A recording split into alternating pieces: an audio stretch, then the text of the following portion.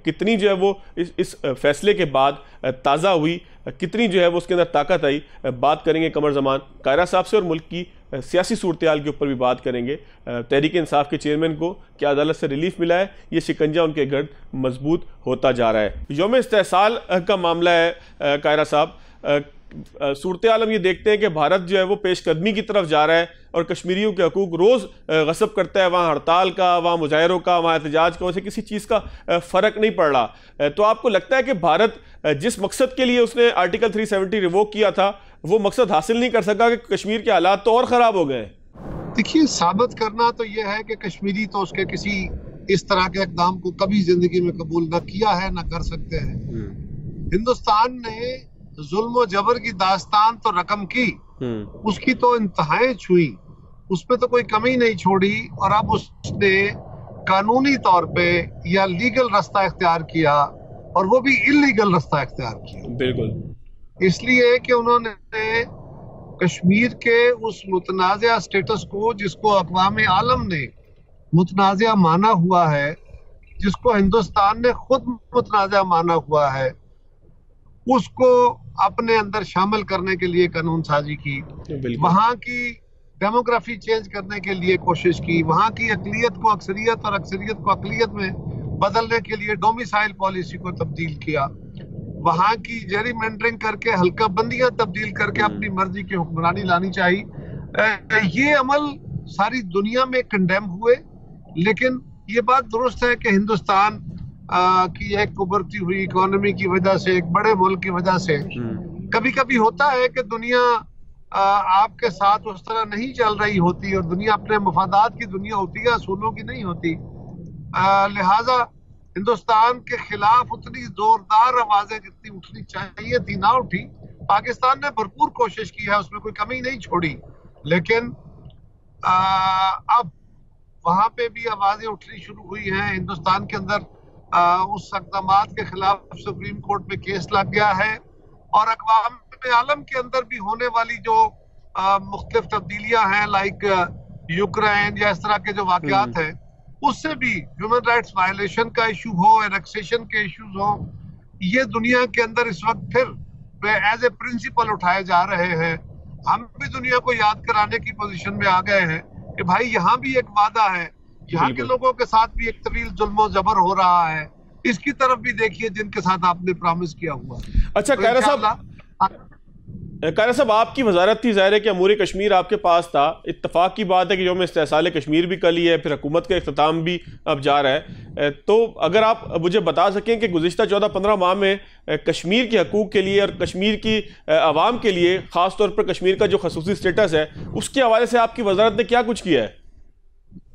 देखिए, वजारत अमूर कश्मीर बुनियादी तौर पर तो आज़ाद कश्मीर और गिलगित बल्तिस्तान की टेरिटरी के साथ रिलेटेड है, और वहां के लिए हमने उनकी कानून साजी में उनको भरपूर सपोर्ट किया है।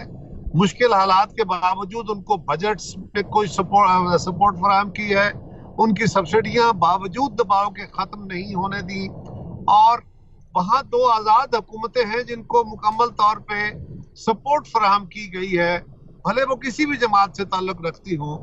और साथ ही साथ हिंदुस्तान की तरफ से मकबूजा कश्मीर के अंदर जो मजालिम ढाए गए, उसके इवेंट मैनेज किए हैं, मेंटेन किए हैं, और वहाँ की सियासी जमातों, वहाँ की लीगल फर्टर्निटी और बाकी जो उनके सियासी कारकुन हैं, उनकी मीटिंगें करके वहाँ पे कंसेंसस बिल्ड किया है। ये मेरी वजारत का और हमारी हुकूमत का काम है। हुकूमत की हद तक तो पाकिस्तान का मुकदमा बेहतरीन तरीके से पेश किया है। आपको ख्याल होगा कि वजीर आजम या खास तौर पे वजीर खारजा, जब से हमारी हुकूमत बनी है, कोई मौका, कोई मुलाकात किसी जगह पे कोई फॉरेन डिग्नेटरी के साथ हुई, जब बाहर के मुल्कों में या पाकिस्तान के अंदर, तो उसमें उन्होंने लाजमी तौर पे कश्मीर का एजेंडा रखा, जिसकी वजह से हिंदुस्तान को बहुत सारी एम्बेरसमेंट हुई। और हिंदुस्तान के अंदर जाके जो कश्मीर की सूरत हाल पे बिलावल साहब ने गुफ्तगू की, उसकी तो चीखें पूरे आलम ने सुनी है। लिहाजा उसको उस एजेंडे को तो आगे बढ़ाने में कोई कमी ना मेरी वजारत ने छोड़ी है, ना हमारी हुकूमत ने छोड़ी है, ना वजारत खाते ने। बिल्कुल ठीक है। कायरा साहब, कुछ मुल्की सियासत की तरफ भी आते हैं। पाकिस्तान तहरीक इंसाफ के कायद ने पूरी कोशिश की कि किसी तरीके से तोशा खाना का जो मामला है ये डेफर होता जाए, अदालतों के अंदर भी उनका यही रवैया रहा, लेकिन अब महसूस ये होता है कि अब जी का जाना ठहर गया और उनके गिर्द जो है वो शिकंजा जो है कस लिया गया है। अगर वो नाअहल होते हैं तो क्या सियासत में आप समझते हैं कि बस अब उनके इख्तिताम का एक मामला होगा? देखिए, अगर आप पे कोई इल्जाम है और खान साहब हमेशा कहते थे हमें तो कि जी इनके खिलाफ केसेस बने हैं तो इनको अदालतों में जाना चाहिए, हालांकि हमें तो 2-2 साल तक अदालतों में रख के बेल भी नहीं दी अदालतों ने। इसके बावजूद हम लोग अदालतों में गए, अदालतों से ही रिलीफ लिया। अब खान साहब की बारी आई तो वो मुसलसल यहाँ से भाग रहे हैं। हमारी तो यही है कि अगर वो इसमें सजावार ठहरते हैं, अगर उनको सजा होती है तो ये उनके अपने अमलों की है, और अभी ट्रायल कोर्ट के बाद उनके पास अपील के फोरम्स मौजूद होंगे जो यकीनन वो उन फोरम्स पे जाएंगे अगर होती है तो। बिल्कुल ठीक। तो फैसला तो तभी है कि जब अदालत का फैसला। लेकिन कायरा साहब, इस सारे के दौरान ना एक चीज बड़ी वाजे हुई है, कभी जज ज़ेबा का नाम लेके जलसे के अंदर उनको धमकियां दी जाती हैं, कभी जज दिलावर के ऊपर इल्जाम लगाए जाते हैं कि जो आज साबित हुआ कि FIA को तहकीकात का हुक्म तो दिया है लेकिन इब्तदाई तौर पर पता लगा कि कोई ऐसी बात नहीं थी, और आज खुद जज साहब ने भी अपने रिमार्क्स दिए कि जी मेरे पर जो इल्जाम लगते रहे उसका क्या होगा। तो ये अहले सियासत की तरफ से, खासतौर पर पाकिस्तान तहरीक इंसाफ की तरफ से कोई अच्छा रवैया है कि आप लोअर कोर्ट्स के जजेस के ऊपर इस तरह से इल्जाम लगाएं? फिर हमने देखा कि इस्लामाबाद हाई कोर्ट में भी उन्होंने चीफ जस्टिस के ऊपर अदम एतमाद किया था।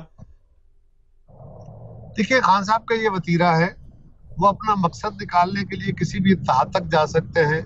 जो इदारा उनके साथ चले उसके ताबेदार, जो साथ ना चले उसको माँ बहन, उसको गालियां देना शुरू कर देते हैं। ये उनका आज का वतीरा नहीं है, उनकी पूरी सियासत इसी से मुज़य्यन है।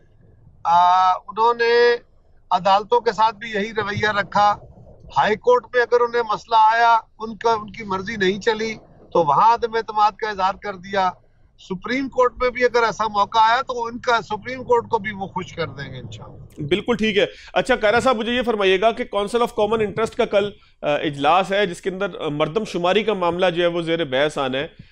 तो पाकिस्तान तहरीक इंसाफ, खासतौर पर अगर मैं सिंध की बात करूं तो वज़ीर सिंध कहते हैं कि जी मैं बाइकआउट करूंगा अगर मर्दमशुमारी मंजूर करने की कोशिश की गई। तो एक सख्त मौक़िफ़ आपका नज़र आ रहा है, दूसरी जानिब इजलास भी तलब कर लिया गया है। क्या होता दिखाई दे रहा है, कितना सख्त रिएक्शन देगी पीपल्स पार्टी? देखिए, वो तो खैर वहाँ पे सिंध गवर्नमेंट ने अपना मौक़िफ़ देना है और जरूर देना चाहिए। बाकी जमातों के भी तहफ़्फ़ुज़ात हैं मर्दमशुमारी के ऊपर, MKM के भी है और जमातों के भी है। तो ये फोरम्स इसीलिए होते हैं ना, इन पे ये तो नहीं होता कि एक एजेंडे पे आइटम आया और वो अप्रूव हो गया। अगर किसी को तहफ़्फ़ुज़ है तो ये फोरम डिबेट के फोरम्स हैं, इनके ऊपर अपना अपना नुक्ता नजर दिया जाता है। वहां पे किसी बात का इख्तलाफ है तो इख्तलाफ किया जाता है, और फिर जब चीजें ठीक होती हैं, आपके इख्तलाफात दूर होते हैं, तहफ़्फ़ुज़ात दूर होते हैं, तो वो फैसले हो जाते हैं। इसीलिए ये फोरम है ना। और अगर ऐसा होता है कि वहां पे ये मामला उठता है, जिस सूबे का, जिस जमात का तहफ़्फ़ुज़ होगा वो जमात वहां बात करेगी, उनके तहफ़्फ़ुज़ात को एड्रेस करने की सूरत में ही आगे बढ़ा जाएगा ना। बिल्कुल ठीक, और तो कोई रास्ता नहीं है। लेकिन कायरा साहब, उससे इंतखाबात 1 या 2 महीने आगे भी हो सकते हैं ना अगर मंजूर होती है मर्दमशुमारी। देखिए, ये डिपेंड करता है, मर्दमशुमारी अप्रूव हो जाती है और उसके तहत इलेक्शन कराने का फैसला किया जाता है, तो फिर देखा जाएगा कि क्या इलेक्शन आगे जाने की कोई कॉन्स्टिट्यूशनल प्रोविजन है, ऐसा क्या मुमकिन है। और उसके लिए बहुत सारी जो मुबाहिसा है वो हो रहा है कि जी ये मुमकिन नहीं होगा कि इस तरह आप इलेक्शन आगे ले जाएं, लेकिन वो जब वक्त आएगा तो देखेंगे, अभी तो मफरूजा है। अच्छा कायरा साहब, एक आखिरी चीज फरमा दीजिएगा कि अब तक 4-5 नाम हमारे सामने आए हैं, जाहिर है कि आप भी इस पोजीशन में नहीं होंगे कि आप नाम का ऐलान कोई हमारे साथ कर सकें, लेकिन मेरा आपके ही, मैंने किसी शो के अंदर आपका एक एतराज़ देखा था, आपने कहा कि जी सहाफ़ी सहाफ़त करें और सियासतदान को सियासत करने दें, और फिर निगरान हुकूमत, ज़ाहिर है कि वो कोई सियासतदान भी हो, निगरान हुकूमत का सरबराह तो कोई फ़र्क नहीं पड़ता। लेकिन कायरा साहब, इससे आइंदा इंतखाबात की शफाफियत के ऊपर सवाल नहीं उठेंगे? पाकिस्तान के अंदर कई तजर्बे हुए हैं, साबिक ब्यूरोक्रेट्स को भी देखा गया है, साबिक जजेस को भी बना के देखा गया है, क्या उस पे एतराजात नहीं उठे? लेकिन बराह रास्त इल्जाम आप लोग अपने ऊपर क्यों ले रहे हैं, किसी को निगरान बनने दें। देखिए, जहां तक इस सवाल का ताल्लुक है, मैंने जो बात कही, मेरा मौक़िफ़ ये है कि हर काम के लिए एक मखसूस लोग होते हैं जो ट्रेंड होते हैं। आपने जुडिशरी के अंदर अगर फौरी तौर पे इंडक्शन करनी हो और फौरी तौर पे ना हो सके तो ये किया जाता है कि रिटायर्ड जजेस को एंगेज कर लिया जाता है। इसी तरह खुदा न खास्ता मुल्क के अंदर जंग लग जाए तो फौज के अंदर अगर जरूरत पड़ जाए तो रिटायर्ड अफसरों और जवानों को एंगेज कर लिया जाता है, उनकी सर्विसेज हायर कर ली जाती हैं। या बाकी शोबों के अंदर भी सियासतदानों का काम है, सियासी ओहदे उनके लिए हैं, वही सियासी फैसले कर सकते हैं, वो ट्रेंड है उसके लिए। पाकिस्तान का सबसे बड़ा सियासी दफ्तर वजीर आजम का ऑफिस है। वहां पे आप एक ऐसे बंदे को अगर भेजते हैं जिसका कोई सियासी तजुर्बा नहीं है, हाँ सियासी तौर पे न्यूट्रल होना एक और चीज है, बिल्कुल सियासी तौर पे बायस या किसी एक जमात की हक में टिल्ट नहीं होना चाहिए, उसको न्यूट्रल मुजाहरा करना चाहिए। लेकिन सियासी फैसले तो बहरहाल सियासतदान ही कर सकता है। और मेरा मौक़िफ़ यह है कि सबसे बड़े सियासी ऑफिस वजीर आजम के दफ्तर पे किसी ऐसे शख्स को बिठाया जाए जिसने जिंदगी में सियासत ना की हो, यूनियन काउंसिल का इलेक्शन ना लड़ा हो, आप उसको सबसे बड़े दफ्तर पे बिठा देते हैं तो ये उस ऑफिस के साथ जाती भी है और डिसग्रेस भी है। तो बिल्कुल ठीक है कायरा साहब, बहुत शुक्रिया आपके वक्त का, बड़ी तफसील के साथ तमाम उन मौज़ूआत के ऊपर बात हो सकी कि जो ज़ेर बहस है। एक ब्रेक लेते हैं, ब्रेक के बाद कुछ तज़किया लेते हैं उन तमाम सियासी मामलात का जो इस वक्त हमारे सामने है, चाहे तहरीक इंसाफ के चेयरमैन के हवाले से फैसला हो या दीगर मामलात हो। ब्रेक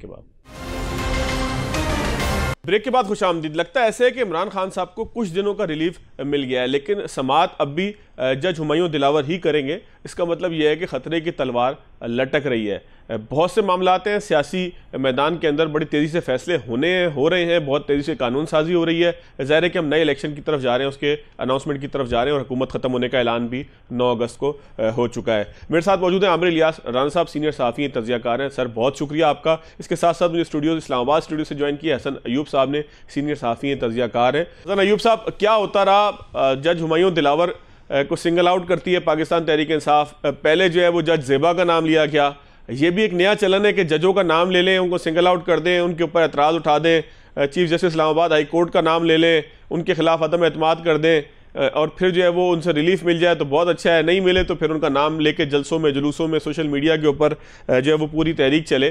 तो अगर केस की थोड़ी सी टाइमलाइन आप हमें बता दें तो फिर तज्जिया तबसरा लेने में आसानी होगी। बहुत शुक्रिया फवाद साहब। पहली बात तो मैं थोड़ी सी तस्दीक कर दूं कि कोई रिलीफ नहीं मिला चेयरमैन तहरीक इंसाफ को। इस्लामाबाद हाई कोर्ट का जो आज तहरीरी फैसला आया है, इसको पढ़ने के बाद रिलीफ कोई नहीं मिला। केस जो है वो बेसिकली केस के काबिल समाअत होने का मामला दोबारा जो एडिशनल सेशन जज है हुमायूं दिलावर साहब, उन्हीं को ही रिमांड हुआ है। और इसके साथ साथ चेयरमैन तहरीक इंसाफ के वकील को बाउंड किया गया है कि कल 8:30 बजे आप जब वो हतमी दलाल मांगे ट्रायल कोर्ट आपसे, आपने हतमी दलाइल देने हैं। ये तहरीरी हुक्मनामा है इस्लामाबाद हाई कोर्ट का। तो अब जो एडिशनल सेशन जज है हुमायूं दिलावर साहब, उन्होंने कल 8:30 बजे हतमी दलाइल के लिए तलब कर लिया और अगर उन्होंने कहा है कि अगर ना तशरीफ लाए यानी चेयरमैन तहरीक इंसाफ के वकील, तो फिर वो फैसला महफूज कर सकते हैं, क्योंकि इलेक्शन कमीशन के वकील अमजद परवेज ने तो हतमी दलाइल दे दी। ठीक है। अब हाई कोर्ट ने मैटर रिमांड किया और कहा कि आप इस केस के एंड में यानी ट्रायल जो है वो इंटैक्ट है, यानी बिल्कुल कंक्लूड हो चुका है, तकरीबन कल का दिन है। और जो मेरा जो तज्जिया है इस हवाले से, मुझे तो कल ये फैसला महफूज होता नहीं बल्कि अनाउंस होता जो है वो दिखाई दे रहा है, क्योंकि जो एडिशनल सेशन जज हैं उन्होंने यही कहा था कि फिर कल मैं फैसला सुना दूंगा। ठीक है, लेकिन हसन साहब ये नहीं लग रहा कि बहुत फास्ट ट्रैक के ऊपर चीजें हैं। आज तहरीक इंसाफ सारा दिन यही दलाइल देती रही। अगर आप देखें न्याजी साहब जो वकील हैं, उनके बेग साहब जो वकील हैं, उनकी ख्वाहिश ये थी कि किसी तरीके से ट्रायल अगली तारीख पर चला जाए। न्याजी साहब ने तो ये भी कहा जल्दी किस बात की है। तो पाकिस्तान तहरीक इंसाफ आपको लगता है कि कुछ लिंगर ऑन करने की कोशिश करती है और आगे से मज़ाहमत आती है कि फास्ट ट्रैक के ऊपर ही रहेगा? साहब आज जो है वो 42nd हियरिंग थी तोशाखाना केस ट्रायल कोर्ट के अंदर, फौज इंफॉर्मेशन 42वीं समाअत थी। तो कितनी समातें होती हैं? इतनी समातें होती हैं ना ट्रायल कंक्लूड होने में, बल्कि ये ज्यादा हो चुकी हैं। इससे कम समातों में ये तो केस ऐसा था जिसमें कोई जो प्रोसिक्यूशन के विटनेस हैं वो कोई इतनी बड़ी फहरिस्त नहीं थी। जो डिफेंस के विटनेस आए थे वो विटनेसेस जो हैं वो ऑलरेडी इररेलेवेंट थे, क्योंकि वो टैक्स रिलेटेड मैटर था, ये टैक्स का मैटर नहीं है। ये जो तोशाखाना वाला केस है, अगर इसको थोड़ा समझने की कोशिश करें तो ये जो उन्होंने FPR में रिटर्न्स फाइल किया इसका इससे कुछ लेना देना नहीं है। ठीक है। ये जो फॉर्म भी उन्होंने फिल किया है 2018, 19, 20 और 20-21 का, ये उसका मामला है जो गोशवारे फॉर्म भी फिल करके आपने इलेक्शन कमीशन ऑफ पाकिस्तान में जमा कराया है। ठीक है। उसका उससे तो ताल्लुक नहीं है, इररेलेवेंट। उन्होंने अपने गवाहों की जो है फहरिस्त दी तो उसको उन्होंने कहा कि इससे waste of a time, irrelevant चीज है, तो वो चीज देख ही नहीं रहा कोर्ट। तो अब मामला ये है, अब इस केस के अंदर जो बजायर मुझे दिखाई दे रहा है कि अब डिफेंस के पास अब एक ही चीज थी कि वो कहते कि केस काबिल समात नहीं है, और यह अगर हाई कोर्ट रिमांड ना करता तो ये अपील चली जाती सुप्रीम कोर्ट ऑफ पाकिस्तान में, और वहां से कोई इनकी फेवर में कोई सहूलतकारी हो जाती। तो यही आखिरी उम्मीद थी उनको। तो आज जो जस्टिस यहिया अफरीदी की सरबराही में 3 रुकनी बेंच था, वो भी उन्होंने केस को मेरिट पर नहीं देखा। उन्होंने कहा जी कि high court, let the high court decide, और उसके बाद आप अपनी इस एप्लीकेशन को प्रेस ना करें। अदरवाइज अगर हम गए तो फिर उनको जरी बात है, कोई ऑर्डर तो था ही नहीं हाई कोर्ट का जिसको उन्होंने चैलेंज किया था, तो वो डिसमिस हो जानी थी। तो उन्होंने कहा जी कि हम विड्रॉ कर लेते हैं, यानी एक अच्छे तरीके से अब वो उन्होंने विड्रॉ कर ली और उसको डिस्पोज ऑफ कर दिया। Withdrawn as dispose of as withdrawn, otherwise होना था कि डिसमिस एज जो है डिसमिस एंड डिस्पोज ऑफ, तो ये चीज होनी थी। तो ये तो फेस सेविंग एक किस्म के बड़े वकील थे ख्वाजा हारिस साहब, उनको दे दी गई सुप्रीम कोर्ट ऑफ पाकिस्तान से।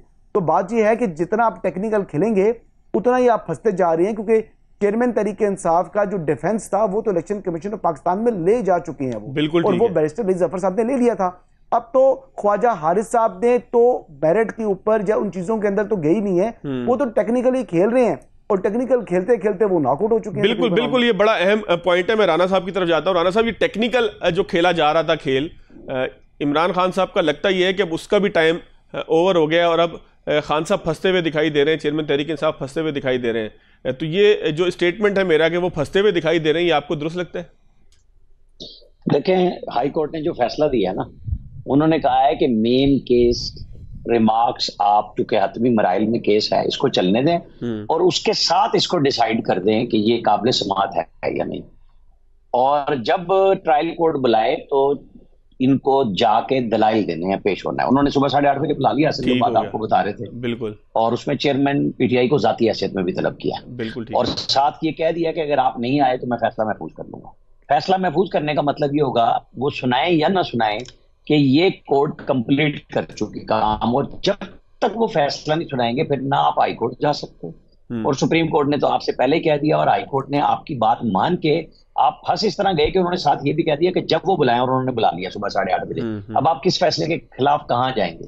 तो दिलावर साहब को जितना दबाव प्रेशर डाला गया, जैसे पिछले जज प्रेशर में आए और निकल गए और 1 महीने की पेशी दे गए थे, और फिर उनकी अदालत भी बदल गई, और यहाँ पे इनके साथ इखलाकी हमले भी कर दिए गए हैं, इनके ऊपर फैमिली के हमले भी कर दिए गए हैं। फेसबुक वाले में तो उल्टा वो जो आमिर फारूक साहब ने कहा था ना कि ये 2 तरह से होगा, कि अगर जज के ठीक निकले तो फिर उनके लिए कॉन्सिक्वेंसेज होंगे, और अदरवाइज इन पे। तो अब एफआईए को उन्होंने ऑर्डर कर दिया 2 हफ्ते में, तो वो तो खान साहब की तरफ से वकीलों ने पेश किए ना। अब वो कह देंगे मुझे तो नहीं पता, ये तो वकीलों ने पेश किए हैं, जब एफआईए बुलाएगी। बल्कि आज उन्होंने ये भी कहा कि मेरे पे जो इल्जामात लगाए गए थे उनका क्या होगा, मतलब कोर्ट के अंदर जो नहीं, यही बात जज साहब ने कह दी है कि एफआईए इस बात को इन्वेस्टिगेट करे। तो वो 2 हफ्ते बाद क्या ख्वाजा हारिस के खिलाफ देंगे कि जी ये इन्होंने बेखुद बनाए स्क्रीनशॉट, मैंने तो नहीं बनाए, क्योंकि वो तो कह देते हैं ना मेरे अकाउंटेंट ने साइन किए, मेरे बैंक मैनेजर ने किए, मेरे फलाने बंदे ने दिए। उन्होंने उसको गवाह नहीं बनाया जिसको उन्होंने घड़ी बेची, जिसकी रसीद लगाई कैबिनेट तो शखान। बिल्कुल। उमर फारूक की बात नहीं मैं कर रहा, मैं कर रहा हूँ इस्लामाबाद के एफ सेक्टर के उस घड़ी साज की, जिसने कहा मेरी औकात नहीं थी इतनी पैसे लेने की, ये पता नहीं कहां से पर्ची बनाई है, किस मुलाजिम के नाम पे बनाई है। मेरे ख्याल में ये कल फैसला हर सूरत में महफूज हो जाएगा, अनाउंस हो या ना हो, महफूज तो कल ये हो जाएगा। अगर उनके वकील नहीं आए तब भी, और वकला को अब समझ आ गई होगी हाईकोर्ट का फैसला पढ़ के जाना पड़ेगा, क्योंकि गए ये हैं chief justice of Pakistan, chief justice Islamabad high court इनके यहाँ पेश नहीं हुए, ख्वाजा हारिस साहब के यहाँ और इनके बाकी वकला के यहाँ ये पेश हुए। इन्होंने सुप्रीम कोर्ट से इस्तदा किया, उन्होंने कहा जाओ हाईकोर्ट चले जाओ भाई, वही केस है आपका, वो आ गया है। पॉलिटिकली ये केस अब अपने मंतकी अंजाम पे जा रहा है, और कानूनी तौर पे जिस दिन होगा वो अनाउंसमेंट होगी, फिर वो कानूनी हो जाएगा। अभी सियासी तौर पे खान साहब के पास कोई रास्ता नहीं है। यानी कि हम कह सकते हैं राना साहब के फिर रिवर्स गेयर नहीं लगा, जो एक तासुर एकदम पैदा हुआ था कि शायद कोई रिवर्स गेयर लग गया, क्योंकि जो पहली सुर्खी खबर की ब्रेकिंग के वक्त आई थी वो ये थी कि जी काबिल समाअत होने के खिलाफ फैसला जारी हो गया। वो के दोबारा सुन लें, ये नहीं हुआ कि कोई और जज सुन ले, ये नहीं हुआ कि आप नहीं सुन सकते। उन्हीं जज साहब को 3री दफा केस रिमांड हो गया है, वो अपना हर चीज बात कर चुके हुए हैं, बता चुके हुए हैं। तो ये बात देख लें कि ये तो इनके वकला ने इनको बिल्कुल बांध के मार दिया खान साहब को, अब ये कहीं और नहीं जा सकते। अब इन्हें कल यहाँ पेश होना है या फैसला महफूज होना है। अब अगर कोई आर्गूमेंट कर देंगे तो ठीक है, अदरवाइज जैसे 2 दिन से वो सुप्रीम कोर्ट के फैसलों की तशरीह खुद करते थे और रिटन फैसला फिर कुछ और आता था, ये तो कह रहे थे सुप्रीम कोर्ट ने रोक दिया, सुप्रीम कोर्ट ने तो कहा ऐसे है जैसे हमने सुना ही नहीं। तो अब बताएं इनकी किस बात पे यकीन किया जाए, लिहाजा सुबह देखा जाएगा जब फैसला वहां सामने सुबह देखा जाएगा। मैं एक ब्रेक लेता हूं, ब्रेक के बाद आऊंगा तो हसन अयूब साहब की तरफ चलेंगे। एक खदशे का मामला यह है कि क्या दोबारा कोई कोशिश, कोई कानूनी लकूना ऐसा निकल सकता है कि जिसकी बुनियाद पर इस केस को मजीद कुछ अरसे के लिए पाकिस्तान तहरीक इंसाफ कोशिश करे कि अपने हक के अंदर डेफर करवा ले। इस पर भी बात करेंगे और निगरान वज़ीर आज़म कौन होगा, इस हवाले से भी ज़रूर राना साहब से भी तबसरा देंगे, हसन अयूब साहब से भी पूछेंगे ब्रेक के बाद। ब्रेक के बाद खुशामदीद। हसन अयूब साहब, जी का जाना ठहर गया, सुबह गया कि शाम गया, ये बात है या फिर कोई कानूनी लकूना निकलेगा, रुकेगी, हर्डल आएगी कोई?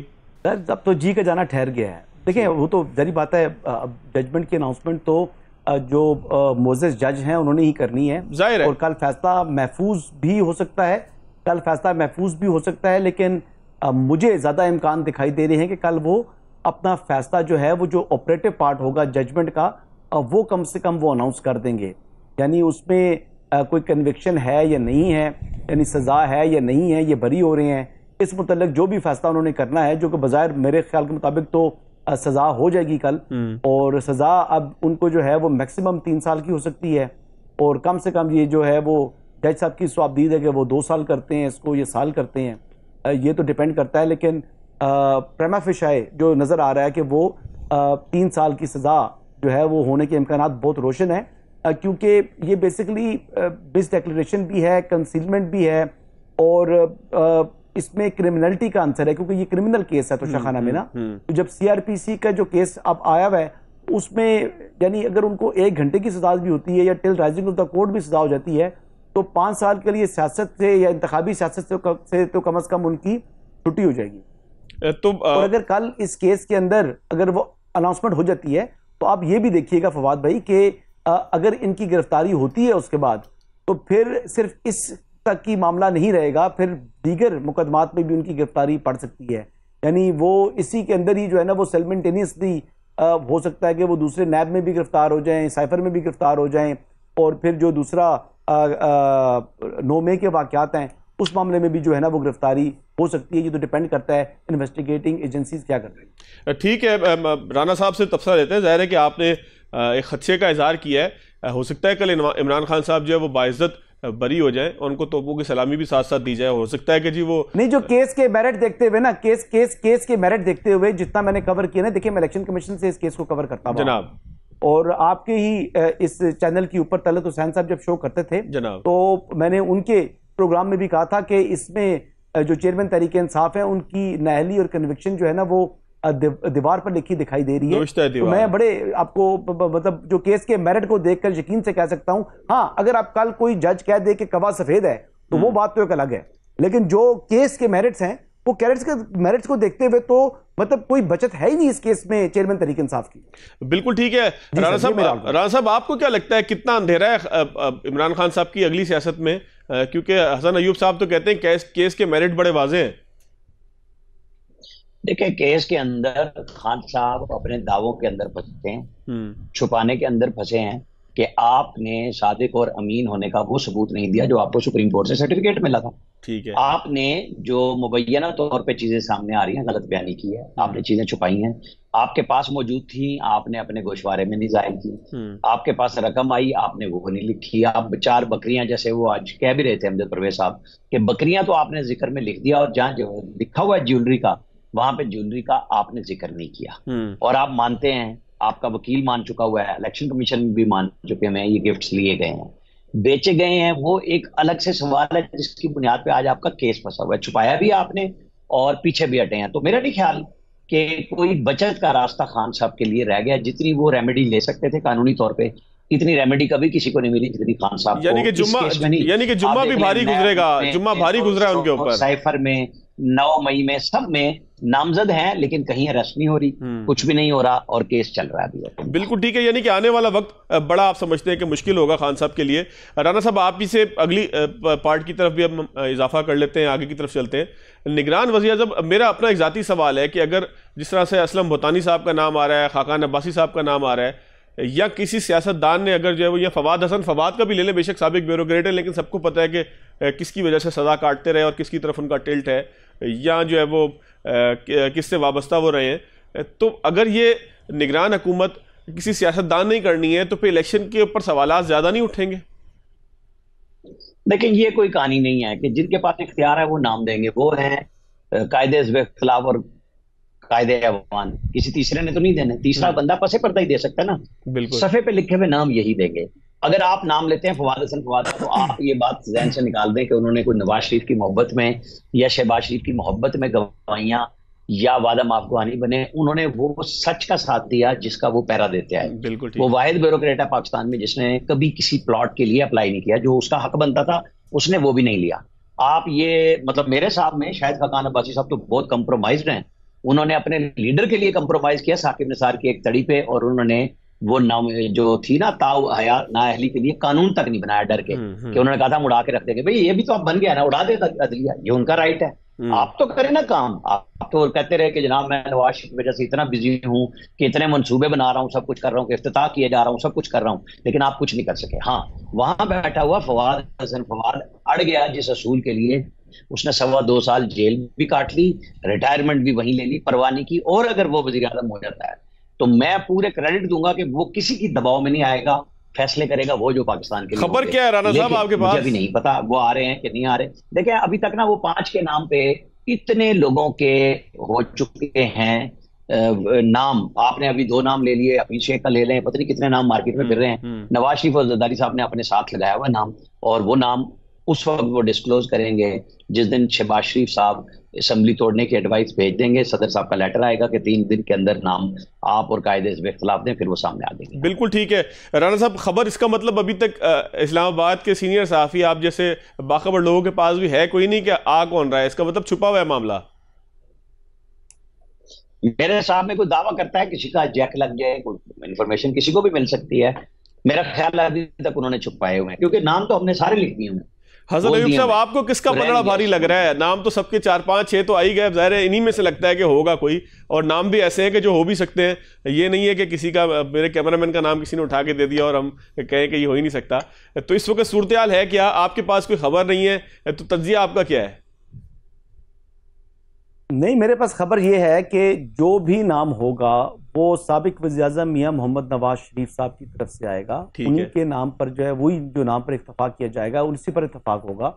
जरदारी साहब वाला जिक्र कर रहे हैं तो मे भी उनसे मुशावरत, उनको एतमाद में ज़रूर ले लिया गया होगा, और अब तक मेरे ख्याल से एतमाद में लिया भी जा चुका है। लेकिन जो ना ये इस्टेब्लिशमेंट का नाम होगा ना ये किसी और सियासी जमात का नाम होगा, ये फैसला हो चुका है कि ये नाम जो है वो साबिक वज़ीर-ए-आज़म मोहम्मद नवाज शरीफ साहब ही डिसाइड करेंगे, जिसको वो ही निगरान वज़ीर-ए-आज़म पाकिस्तान होगा। बिल्कुल ठीक है राना साहब, खबर है, ये मैं इंफॉर्मेशन बेस्ड बात कर रहा हूं, मैं तज्जिया नहीं कर बता रहा। बिल्कुल ठीक है राना साहब, बिल्कुल एक आखिरी चीज मुझे फरमाइएगा, मरदमशुमारी वाला जो मसला है, कल उसके ऊपर इजलास होना है, तो आपको लगता है कि वो संजीदा है, उसमें इंतखाबात थोड़े से ताखीर का शिकार हो सकते हैं, या कल टेक्निकल किसी ग्राउंड की बुनियाद पे के एतराज़ात आ गए उनको रिजॉल्व किया जाए, इसको डेफर किया जा सकता है?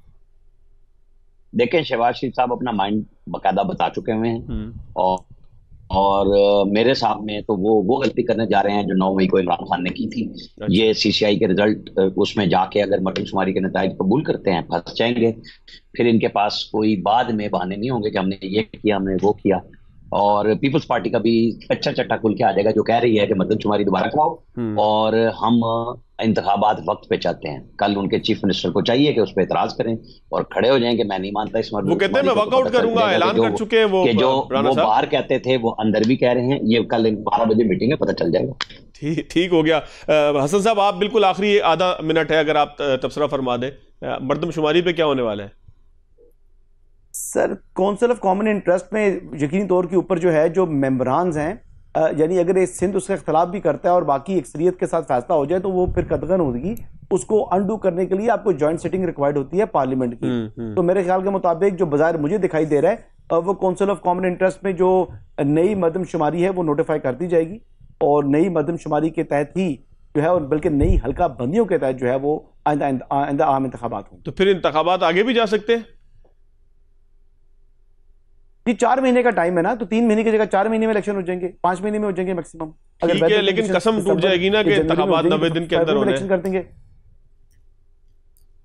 नहीं, वो इलेक्शन जब शेड्यूल अनाउंस हो जाता है ना, तो उसके बाद इलेक्शन कमीशन के पास अपने पास भी ये होता है कि वो 15-20 दिन 25 दिन आगे खींच सकता है उसको। बिल्कुल ठीक है, नहीं है, बिल्कुल ठीक है। इंतखाबात जो है, लेकिन ये आपको बता दूं कि हतमी बात ये है कि इंतखाबात होंगे। ये जो लोग अफवाहें उड़ा रहे हैं कि अब 2 साल के लिए 1 साल के लिए निगरान सेटअप आ रहा है, ऐसी कोई बात नहीं है। बिल्कुल ठीक है, ऐसी कोई बात नहीं है। मैंने ही बहुत अरसा पहले अपना ट्वीट पिन कर दिया था कि ये इंतखाबात जो है वो मार्च 2024 में होंगे, और मेरे ख्याल के मुताबिक शायद उससे भी कुछ पहले हो जाए। बिल्कुल ठीक है। इंतखाबात अब वही चाहते हैं, इंतखाबात शायद मुल्क को जो है वो उस बेयकीनी से निकाल सकें कि जिसका हम लोग शिकार हैं। दोनों मेहमानों का शुक्रिया, इजाज़त दीजिएगा, अल्लाह हाफिज़।